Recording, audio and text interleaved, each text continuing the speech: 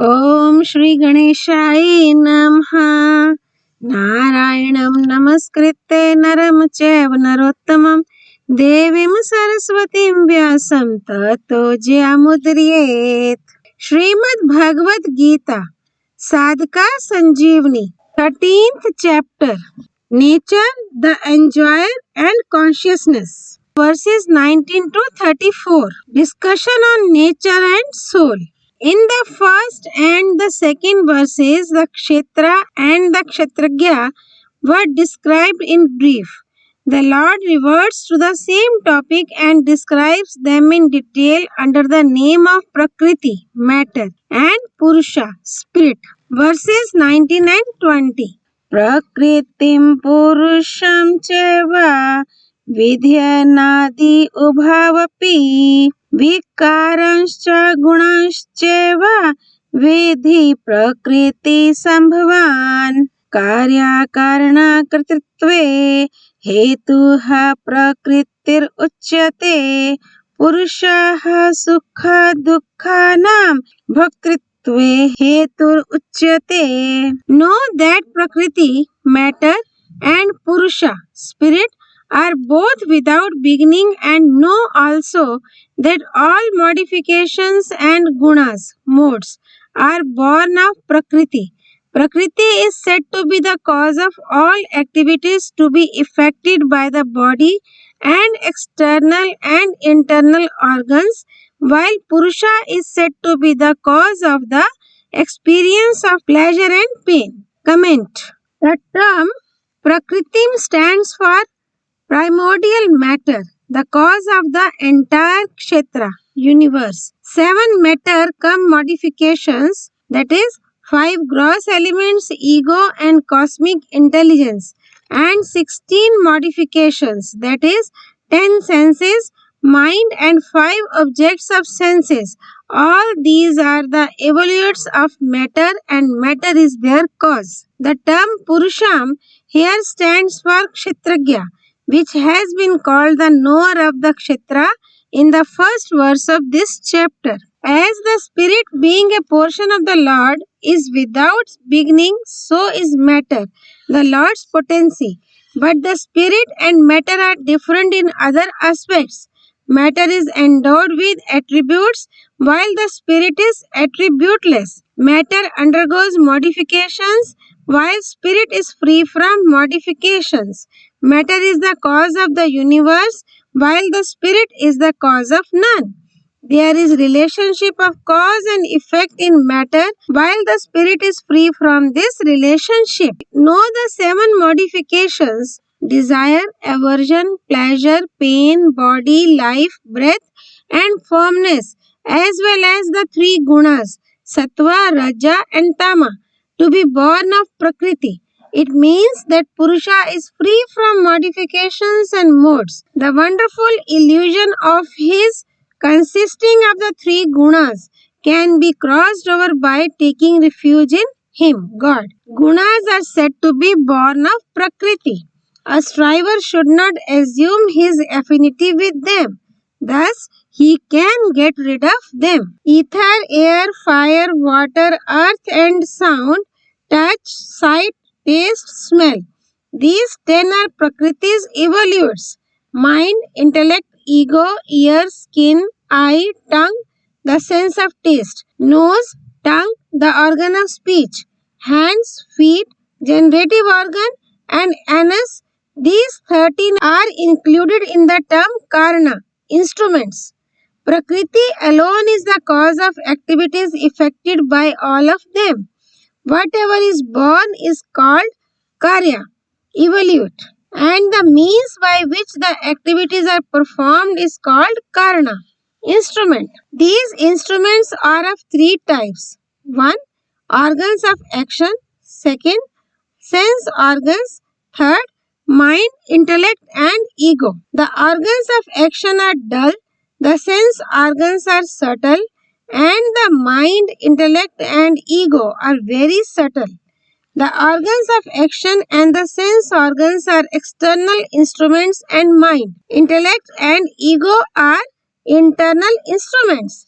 Actions are performed by organs of action, while mind, intellect, and ego control the organs of actions as well as sense organs. It means that the sense organs control the organs of action, the mind controls the sense organs, intellect controls the mind, and ego controls the intellect.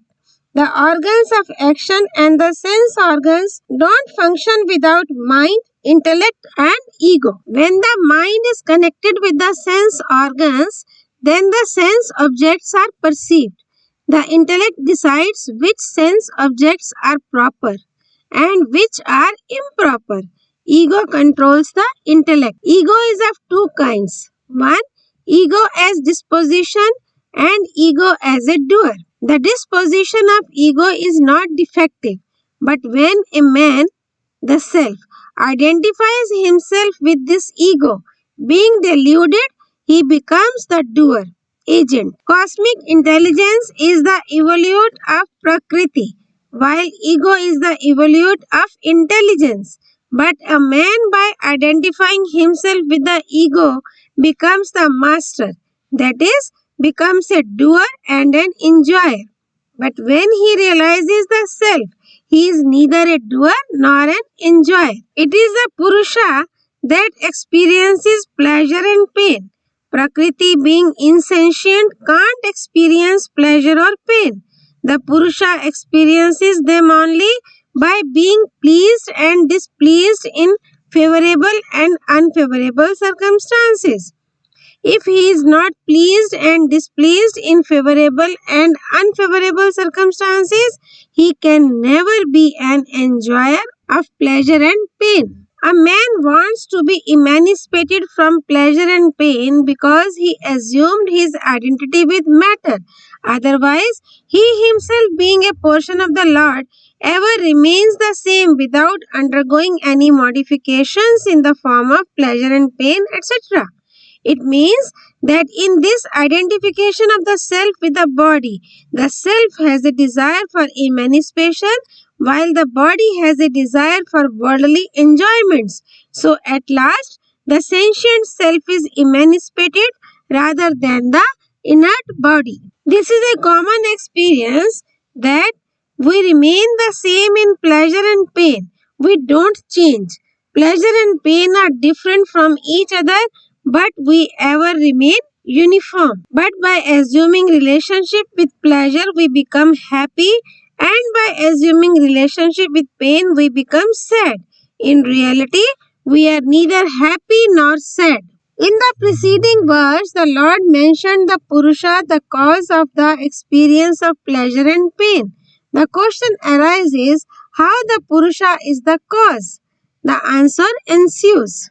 Verse 21. Purushaha prakristho hi bhungte prakritijan gunan karanam guna sangosya sad asad yoni janmasu. The spirit seated in matter enjoys the modes born of Prakriti, matter. Attachment to the modes is the cause of its birth in good and evil wombs. Comment. In fact, the spirit is not seated in matter, body, but because of its identification with the body, it assumes the body as I and mine and is thus said to be seated in the body.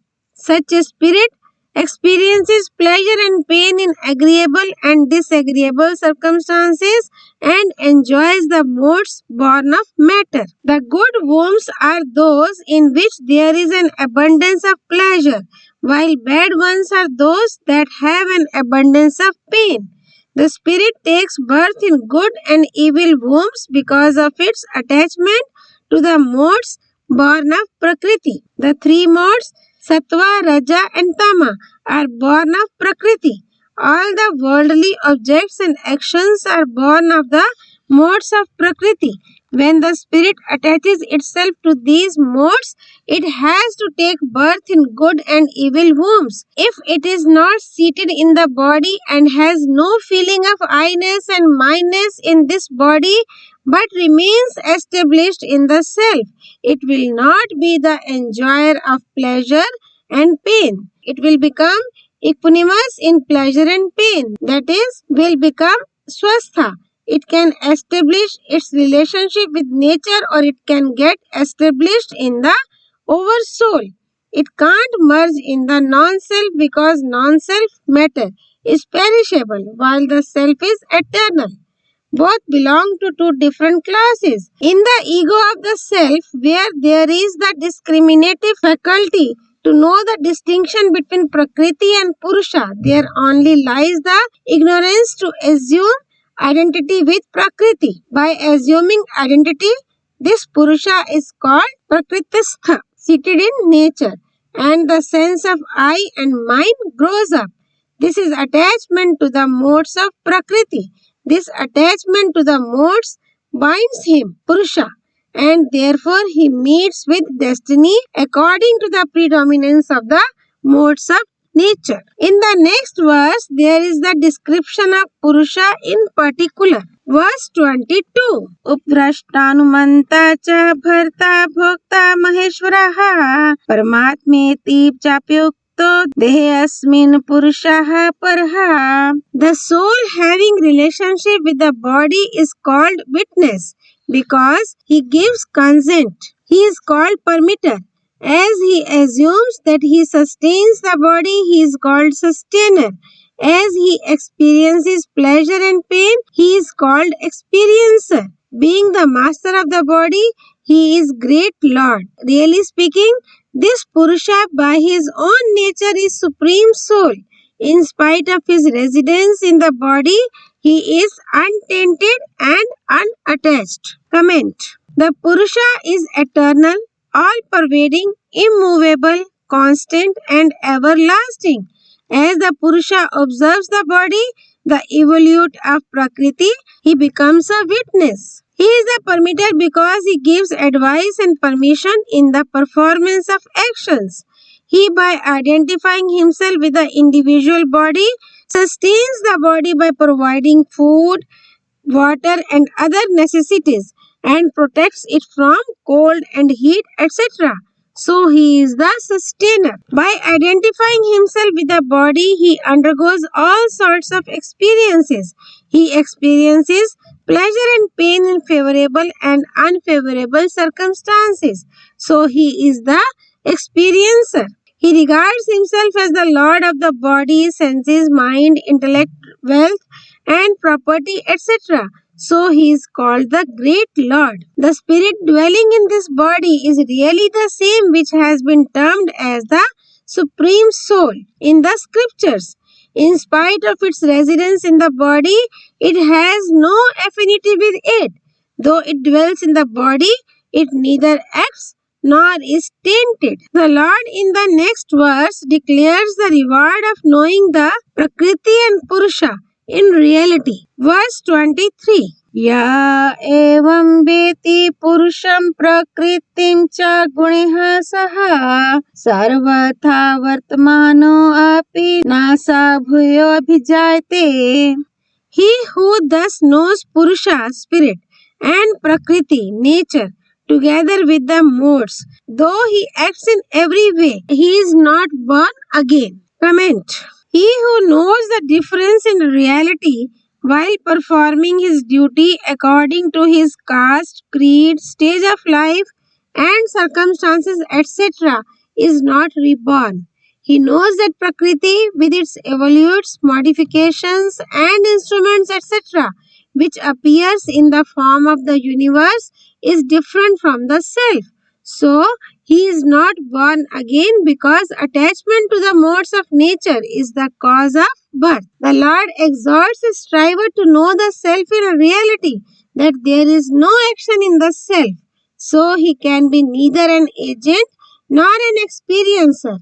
When he realizes that he is not an agent, doer, his pride of doership comes to an end, and so he has no desire for the fruit of actions which are naturally performed by him according to the ordinance of the scriptures. Having transcended the gunas, modes of nature, he is not born again. Now curiosity arises whether there is any other means also to be free from rebirth, that is, to attain salvation. So the Lord mentions four means in the next two verses. Verse 24.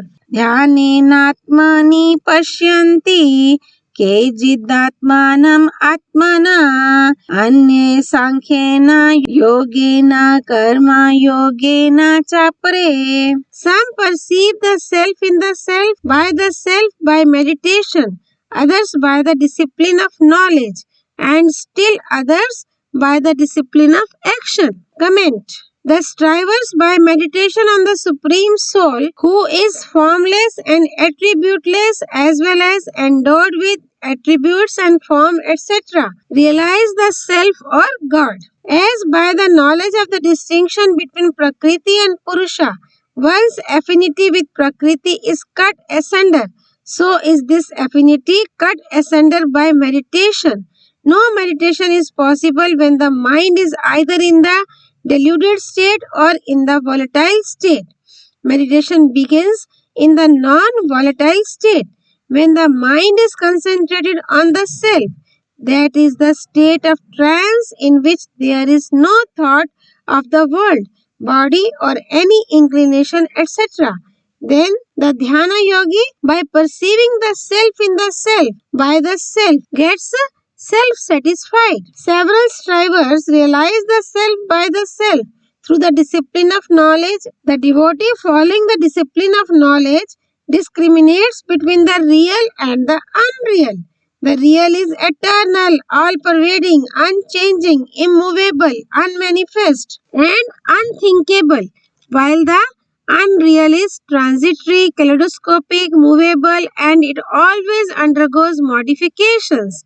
Thus, a devotee following this discipline by discriminating the real from the unreal isolates himself from Prakriti and its evolutes and realizes the self in the self by the self. Some strivers attain the supreme through the discipline of action. The devotees following the discipline of action performs all his duties as well as religious sacrifice, charity, penance and pilgrimage, etc. for the welfare of others. By doing so, his affinity with things, objects and persons, etc. is renounced and he realizes the supreme. A man has assumed his identification with the body. In order to do away with the assumption, he should assume his identification with the Lord as he identified himself with the body. This identification with the Lord is not sensuous, it is transcendental. In knowing the Oversoul through instruments, dependence on matter subsists. Unless affinity with Prakriti is renounced, he can't get himself established in the Supreme Soul. Therefore, self-realization is beyond instruments. Verse 25. अन्ये त्वा एवम् अजानतः श्रुत्वान्येभ्य उपास्ते ते अपि चातितरन्ते वा मृत्युं श्रुति प्रायणः. Others ignorant of this, that is, disciplines of meditation, knowledge and action, hearing from others, worship, and they too go beyond death by their devotion to what they heard. Comment. The strivers who have a keen desire but who can't understand in full any one of the disciplines of meditation or knowledge or action by listening to the liberated souls and by obeying them promptly realize the self. As a poor man receives money from rich people by carrying out their order, a devotee receives divine knowledge by obeying the greater souls. But the difference is that the money is gained when the rich man offers it. But obedience to the great souls naturally leads a man to realize God, who is automatically attained because reception of the money depends on the rich man and his will. But God realization does not depend on anyone. A man regards the body's death as his own by identifying himself with the body. Those who rely on the advice of the saints and great souls and act according to it, their assumed affinity with the body is renounced. So they go beyond death.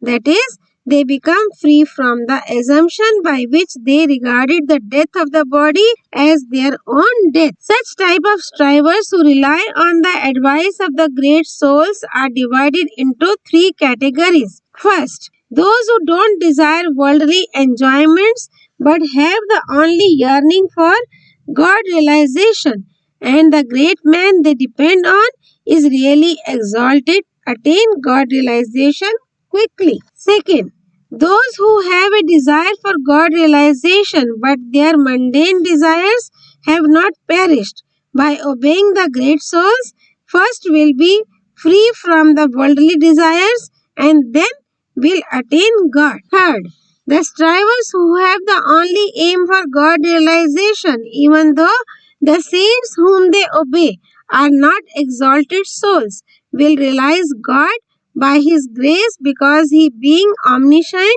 knows all beings. Actually, the great souls transcend virtues and vices. If a striver cavils with them, he will behold the reflection of his own vices because they have no vices at all. So a striver need not have an eye on their actions and behavior. He should draw spiritual inspiration from them. He should neither speak ill of them nor find fault with them, otherwise he can't progress spiritually. Now the question arises, what causes death? The Lord answers the question. Verse 26. यावत् संजायते किंचित् सत्वं स्थावरा जंगमम् क्षेत्राक्षेत्रज्ञ संयोगात् तद्विधि भरतऋषभा.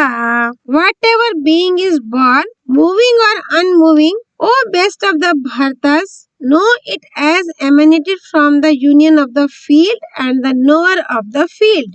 Comment. The unmoving beings such as trees, plants, creepers, grass and mountains, etc.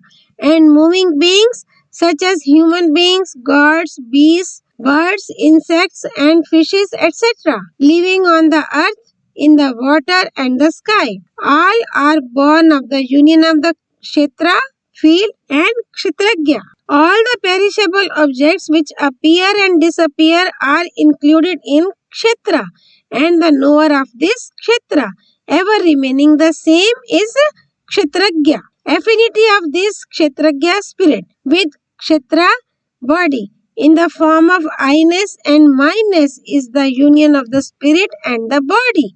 It is because of this assumed union that the spirit has to be born as moving and unmoving beings. This union has been called attachment to the modes of nature. It means that the eternal spirit, by identifying itself with the kaleidoscopic prakriti and its evolutes, body, etc., assumes itself as perishable. Lord Krishna exhorts Arjuna to know the fact that the contact, identification of the spirit with the body is responsible for its birth.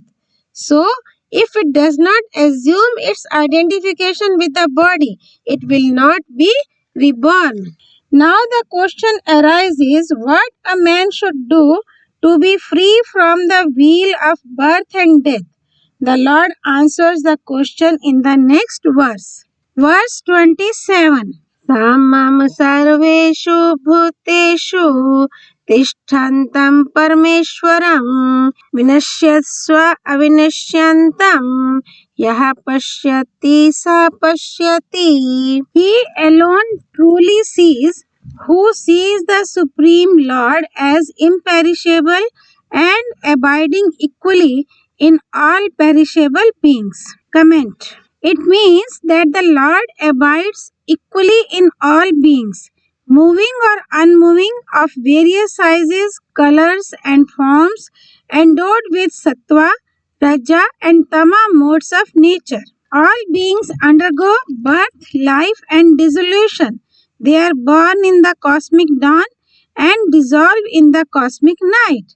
They are born in various species.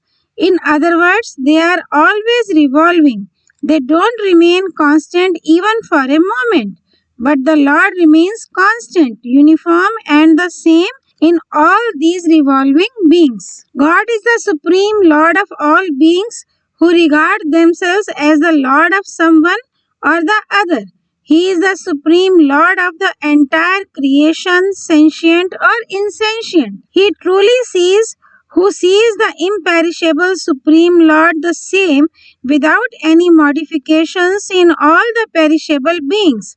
It means that he who sees his own self identified with the body does not see truly, while he who sees his self identified with the Lord sees truly. In the next verse, the Lord declares the reward of the vision of the person who sees the Lord as imperishable and abiding equally in all beings. Verse 28. Samam pashyan hi sarvatra samavasthitam ishwaram nahinastyaatmanatmanam tato yati param gatim. He who sees the Lord present equally everywhere does not destroy the self by the self. Therefore, he attains the supreme goal. Comment. The person who beholds the Lord pervading the entire universe, the sentient and the insentient, the moving and the unmoving beings, that is, he realizes his identity with him, does not kill the self by the self, that is, does not follow the cycle of birth and death. On the other hand, the person who, by identifying himself with the body, regards its fitness, sickness, birth and death, etc., as his own, destroys the self by the self, that is, leads the self to the cycle of birth and death. It means that identity of the self with the body leads a person to a downfall, and he has to follow the cycle of birth and death. In fact, nobody can kill himself as the self is indestructible. Moreover, nobody wants to make himself non-existent. In fact, to assume identity with the body is to commit suicide, to degrade himself and put himself in the cycle of birth and death. A vital fact. The Lord pervades everywhere, every time, every person, thing, incident, circumstance or action equally. If he is hard to be attained, what is easily to be attained? We can attain him wherever we desire. In fact, the seemingly existent world does not stay even for a moment. In the world there is nothing but change. It is a mass of change only. As when an electric fan moves speedily, it seems like a circle and its wings are not seen separate. Similarly, the world seems to exist and the Lord who really exists is not seen. Actually, it is only God who exists. Did these bodies which appear today exist 100 years ago? Will they exist after 100 years? If the answer is no, it means that they don't exist at present also. The reason is that whatever does not exist at the beginning and the end has no existence in the middle also. But God existed even before creation, will exist after dissolution, and also exists now. Thus, the world is actually non-existent while God exists. But the world seems to exist out of ignorance because of God who is existent. As the face reflected in the looking glass and the elephant seen in the dream are not real, this universe, in spite of having no existence of its own, seems to exist. If a striver has a belief that the Lord exists and the universe only seems to exist, he will realize the fact in the course of time. When a striver is at Vrindavana, he has not to remember this fact or he has not to fix it in his mind by constant repetition, but he has not the least doubt about it. Similarly, if a striver assumes the existence of the Lord firmly, even though he may not see him now, he will realize his existence because the unreal has no existence and the real can't remain concealed for a long time. Now the Lord explains the Prakriti in the next two verses. Verse 29. Prakrityeva cha karmani क्रियामणानि सर्वशः यः पश्यति तथात्मानं कर्तारं स पश्यति. He who sees that all actions are performed only by nature, Prakriti, and that the self is not the doer, he verily sees. Comment. In fact, the self or the absolute is equanimous, tranquil, and devoid of modifications, while his potency, Prakriti, is full of activities. Though Prakriti is also said to be devoid of activity at the time of dissolution, yet on reflection it becomes clear that it starts its activity in subtle form towards the creation at that time also. That subtle activity is known as non-activity because in that state there is no activity of the creation of the universe.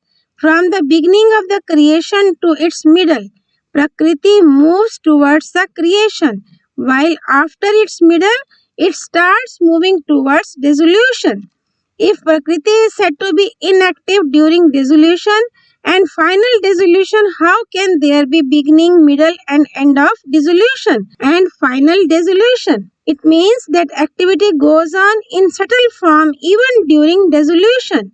During the state of creation, there is more activity, while during the state of dissolution, there is less activity. All the actions such as eating, drinking, walking, moving, rising, sitting, sleeping, waking, meditating, and trance, etc., which go on in the gross, subtle, and causal bodies are performed by Prakriti, not by the self, because the self is actionless.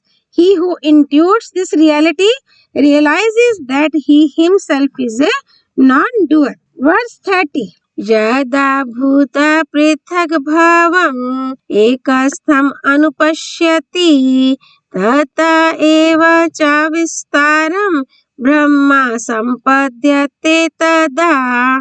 When he realizes that the manifold state of beings is centered in Prakriti and is an evolution from that Prakriti alone, then he attains Brahma. Comment. When a striver realizes the whole variety of beings, whether born from the womb or egg, and ground or sweat, with gross, subtle, and causal bodies as centered in Prakriti, he attains Brahma. The body's names, shapes, forms, mental projections, qualities, modifications, birth, sustenance, and death of all beings of the three worlds are born of Prakriti. The bodies of all beings evolve from Prakriti, rest in Prakriti, and merge in it. He who realizes this fact attains Brahma. That is, he realizes the automatic self or the absolute. Actually, Brahma is already attained. It was only the affinity with Prakriti which was an obstacle to this attainment. When he realizes that all beings rest in Prakriti and are born of Prakriti, he realizes the axiomatic self. Attachment and aversion are born out of affinity with Prakriti. A man perceives virtues in others if he has attachment for them, but perceives vices out of aversion. So, this veil of attachment and aversion conceals reality. But when a striver realizes that the so-called his gross, subtle, and causal bodies, as well as the bodies of other beings, emanate from Prakriti, rest in it, and merge in it, and he realizes the negation of the three bodies in the self, the veil of attachment and aversion is removed, and he realizes God who is ever realized. Now the Lord describes the self to whom Brahma is attained. Verse 31. Anaditvan nirgunatvat paramatmayam avayaha sharirastho api kantya na karoti na lipyate. O Kantya, the self being without beginning and without attributes is imperishable Paramatma, Supreme Soul, though dwelling in the body, it neither acts nor is tainted. Comment. The self, in spite of dwelling in the body, neither acts nor is tainted. It remains detached from Prakriti and is attributeless and imperishable. It is neither a doer nor an enjoyer. But when it identifies itself with the body, it assumes that it is the doer as well as the enjoyer of pleasure and pain. But actually, it is only the illuminator and spectator. It is never tainted because being a portion of the Lord, it ever rests in Him. How is the self dwelling in the body not tainted? The answer ensues. Verse 32. यथा सर्वगतं सौक्ष्म्याद् आकाशं नोपलिप्यते सर्वत्रावस्थितो देहे तथात्मा नोपलिप्यते. As the all-pervading ether is not tainted by reason of its subtlety, so the self seated everywhere in the body is not tainted. Comment. A man performs actions in order to receive its fruit. So first he thinks of the reward and then performs actions. Thus, the Lord asks a survivor not to be an enjoyer. By renouncing the fruit of action, the doership is automatically renounced. Ether equally pervading the air, fire, water and earth is not tainted by their qualities and modifications because of its subtle character. As ether equally pervading the gross elements such as air etc. is not tainted, so the self-pervading all bodies is not tainted because it is eternal, omnipresent, immovable, constant, everlasting, unmanifest, unthinkable and immutable, and the entire universe is pervaded by the imperishable self. In the next verse, the Lord will explain how the self is not the doer. Verse 33. Yatha prakashitya ekaha krisanam lokam imam raviha kshetram kshetri tatha krisanam prakashyati bharata. Ocean of the Bharata, Arjun, as the one sun illumines the entire universe, so does the Lord of the Kshetra spirit illumine the whole Kshetra field. Comment. One sun illumines the entire universe and all activities are performed in its light, but it has no feeling of doership. A learned Brahmana studies the Vedas in the light of the sun while a hunter shoots animals in the same light. But the light is not held responsible for the study of the Vedas or for hunting. Like the sun, one Kshetri, Kshetragya or spirit, illumines the entire field, bodies. That is, all actions are performed in the light of the spirit, self. Yet the self neither performs the actions nor does it cause them to be performed. The sun illumines the gross universe only. That is, the actions of the gross universe are performed in the light of the sun, while the self-spirit illumines the gross, subtle and causal. All the three kinds of bodies. That is, in its light, all actions of the three kinds of bodies are performed.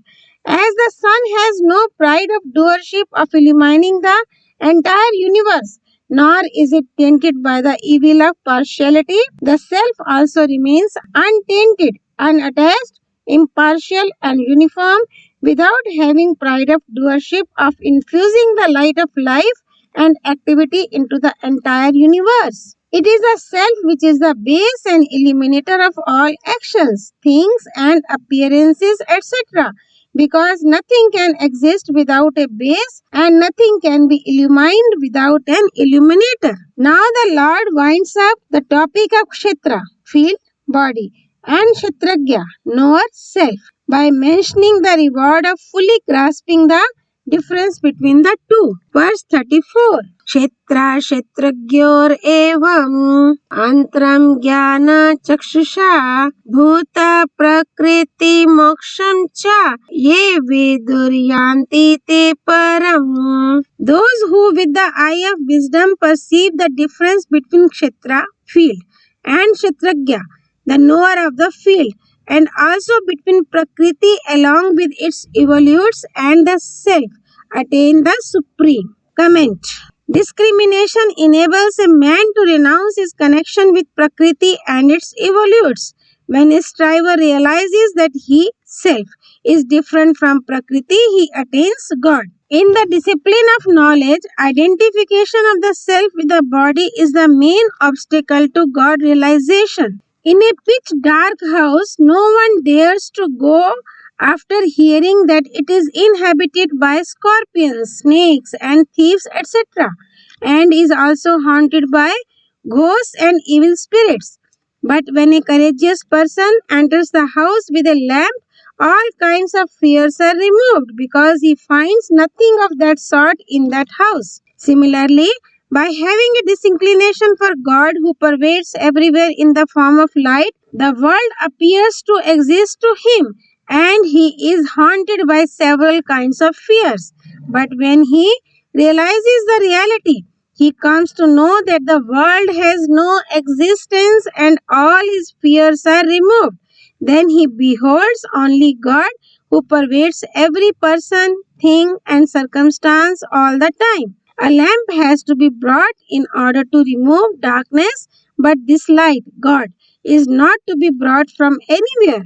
Therefore, a striver, by renouncing totally his affinity with the world, naturally realizes the Supreme. Om Tat Sat. All glories to Sri Partha Sarthi, Lord Shri Krishna.